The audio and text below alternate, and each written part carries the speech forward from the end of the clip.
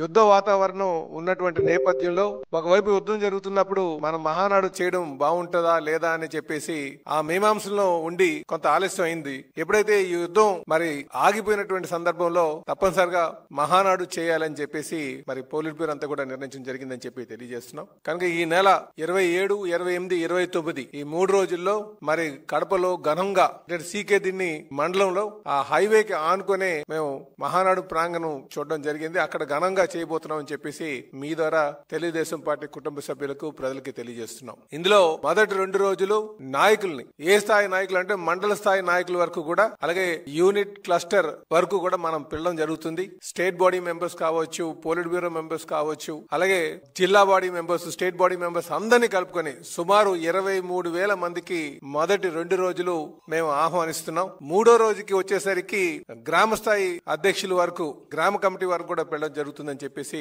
ఈ సందర్భంగా తెలియజేస్తున్నాం. అంటే సుమారు 50,000 మందికి ఆ రోజు మీటింగ్ కి ఆహ్వానం పంపడం జరుగుతుందని చెప్పి తెలియజేస్తున్నాం.